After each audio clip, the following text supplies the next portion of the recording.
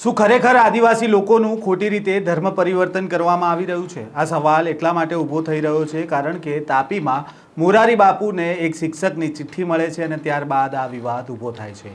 આ મામલે ગૃહ રાજ્યમંત્રી હર્ષ સંઘવીએ પણ નિવેદન આપ્યું હતું, પણ તાપીમાં ધર્માંતરણ કેટલું થાય છે તે અંગે ભાજપના જ સ્થાનિક ધારાસભ્યને નથી ખબર। તો બીજી બાજુ ચૈતર વસાવાએ પણ મોરારી બાપુ અંગે વર્ગ વિગ્રહ ઊભો થાય તેવું નિવેદન આપ્યું હોવાનું કહ્યું છે। વૈષ્ણવજન તો તેને કહીએ જે પીડ પરાઈ જાનાને રે। નમસ્કાર, નવજીવન ન્યૂઝમાં આપનું સ્વાગત છે। હું છું જયંત દાફડા। તાપીમાં હોળીના દિવસે મોરારી બાપુની કથા હતી ને આ કથામાં મોરારી બાપુને એક ચિઠ્ઠી મળે છે જેમાં એક શિક્ષક કહે છે કે આદિવાસી લોકોનું ખોટી રીતે ધર્મ પરિવર્તન કરવામાં આવી રહ્યું છે। મોરારી બાપુ દ્વારા પણ એક નિવેદન આપવામાં આવ્યું હતું કે આદિવાસી વિસ્તારમાં ફ્રી શિક્ષણને લઈને ધર્મ પરિવર્તનની પ્રવૃત્તિઓ કરવામાં આવી રહી છે। ત્યારે ઉદ્યોગપતિઓ દ્વારા આદિવાસી વિસ્તારમાં શાળાઓ સ્થાપવામાં આવે, જે કોઈ વિસ્તારમાં શાળાઓ શરૂ કરવામાં આવશે તેમાં મોરારી બાપુ દ્વારા 1 લાખ રૂપિયાનું દાન પણ આપવામાં આવશે। આ બાદ એ જ કથામાં હાજર ગૃહમંત્રી એ પણ નિવેદન આપ્યું કે આદિવાસી વિસ્તારના ભોળા આદિવાસી લોકોને અમુક તત્વો દ્વારા ફોસલાવીને ખોટા રસ્તે લઈ જનાર લોકો પર સરકાર દ્વારા ગંભીર પગલાં લેવામાં આવશે, જેમાં પણ ખાસ કરીને જો જિલ્લામાં ધર્મ પરિવર્તનને લઈને કોઈપણ પ્રકારની પ્રવૃત્તિઓ કરીને ખોટી રીતે ફસાવવામાં આવશે તેવા લોકો માટે કાયદાની કોઈ પણ બારી નહીં બચે। જે જિલ્લામાં ધર્મ પરિવર્તનની વાત ગૃહ રાજ્યમંત્રી હર્ષ સંઘવી અને મોરારી બાપુએ કરી તે જિલ્લાના ભાજપના ધારાસભ્યને જ નથી ખબર કે તેમના વિસ્તારમાં આવું કંઈ થાય છે। સાંભળો વ્યારાના ધારાસભ્ય મોહન કોકણીને।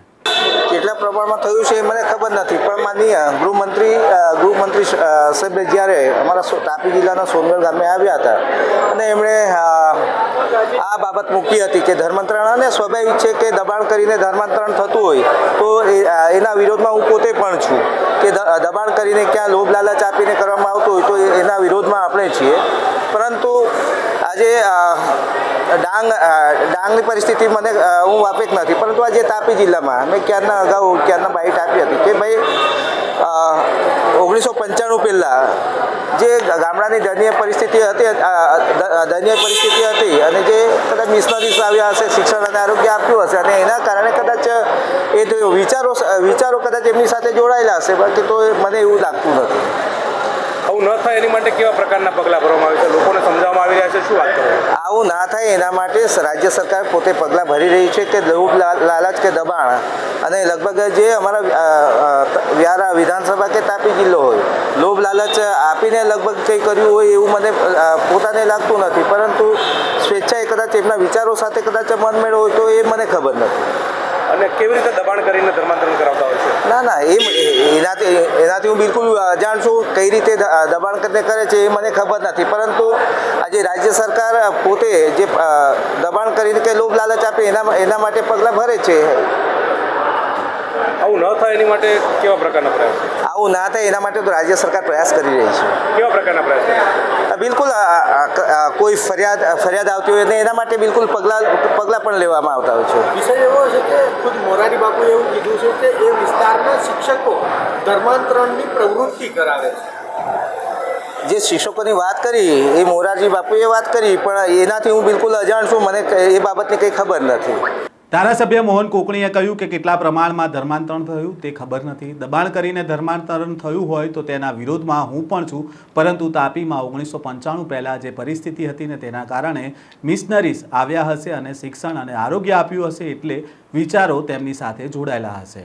આવું ન થાય તે માટે રાજ્ય સરકાર પગલાં લઈ રહી છે અને લોભ લાલચ આપીને આવું કંઈ થતું હોય તો તાપી વ્યારામાં મને પોતાને લાગતું નથી। કેવી રીતે દબાણ થાય છે તે પણ મને ખબર નથી, પરંતુ સરકાર આવા લોકો સામે પગલાં ભરી રહી છે અને મોરારી બાપુએ જે શિક્ષકની વાત કરી તેનાથી હું અજાણ છું। આદિવાસી લોકોમાં જે ધર્માંતરણનો મુદ્દો ઉઠ્યો છે તેને લઈને હવે ચૈતર વસાવાની પણ પ્રતિક્રિયા સામે આવી છે અને વ્યારાના ભાજપના ધારાસભ્ય અંગે તેમણે શું કહ્યું છે તે પણ સાંભળો। જે રીતે મોરારી બાપુ મહાન કથાકાર વ્યારામાં આવ્યા અને એમણે પોતાના મંચ પરથી એવું કીધું કે આદિવાસી વિસ્તારોમાં શિક્ષકો ધર્માંતરણની પ્રવૃત્તિ કરાવે છે, જેને હું વખોડી કાઢું છું।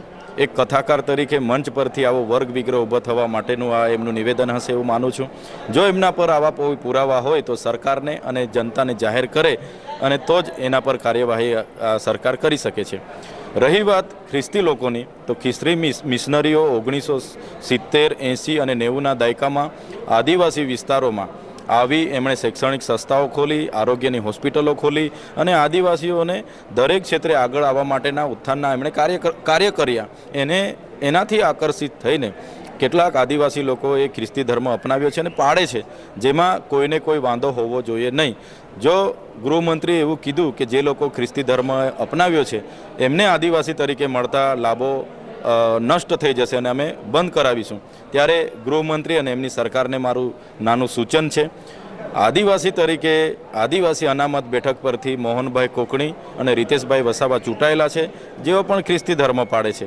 એટલે ખ્રિસ્તી ધર્મ પાળનારાઓ પર જ આ આદિવાસીનો કાયદો લાગુ નથી પડતો, પણ જે લોકો આદિવાસીમાંથી મુસ્લિમ બન્યા હોય, આદિવાસીમાંથી હિન્દુ બન્યા હોય, એમના પર પણ ધર્માંતરણનો કાયદો લાગુ થાય, ડીલિસ્ટિંગનો કાયદો લાગુ થાય, એવી મારી માંગ છે.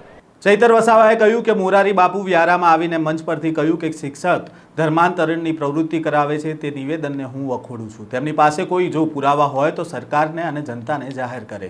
ખ્રિસ્તી મિશનરી 1970થી આદિવાસી વિસ્તારમાં આવીને શૈક્ષણિક સંસ્થાઓ ખોલી, હોસ્પિટલ ખોલી અને આદિવાસીઓને આગળ આવવા માટેના કાર્ય કર્યા, જેથી આકર્ષાઈને કેટલાક આદિવાસી લોકો ખ્રિસ્તી ધર્મ પાળે છે અને તેનાથી કોઈને વાંધો ન હોવો જોઈએ.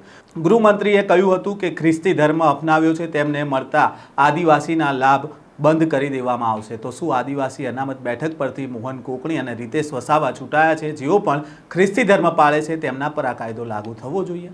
ઉલ્લેખનીય છે કે એક બાજુમાં તાપીમાં મોરારી બાપુ કહે છે કે સરકારી શાળાઓની સ્થિતિ ખૂબ જ ભયાનક છે. અહીંયા ધોરણ 1 થી 5માં 1-2 શિક્ષક છે. અહીંયા વટાળ પ્રવૃત્તિઓમાં વ્યસ્ત એવા તથા કથિત ધર્મગુરુઓ બાળકને સેલવાસ અને દમણની શાળામાં મફત ભણવા માટે લઈ જાય છે અને તે દરમિયાન ધર્મ પરિવર્તન કરાવે છે. મોરારી બાપુ જ્યારે આ નિવેદન કરી રહ્યા હતા ત્યારે મોરારી બાપુની કથામાં રાજ્યના ગૃહમંત્રી અને રાજ્યના શિક્ષણ મંત્રી પ્રફુલ્લ પાનસેરિયા પણ ત્યાં હાજર હતા.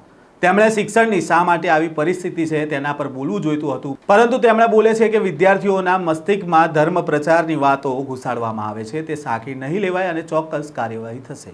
આજે ગાંધીનગર વિધાનસભા બહારથી વ્યારાના ધારાસભ્ય કહે છે કે કેટલા પ્રમાણમાં ધર્માંતરણ થયું તે મને ખબર નથી અને વ્યારાના ધારાસભ્ય પોતે આદિવાસી છે અને તેમના જ ધ્યાનમાં નથી કે આવું કંઈ થાય છે. આ સ્ટોરી અંગે તમારો શું મત છે કોમેન્ટ બોક્સમાં જરૂરથી જણાવજો. આ પ્રકારના સમાચાર જોવા માટે નવજીવન ન્યૂઝ સાથે જોડાયેલા રહેજો. વૈષ્ણવજન તો તેને કહીએ જે પીડ પરાઈ જાના.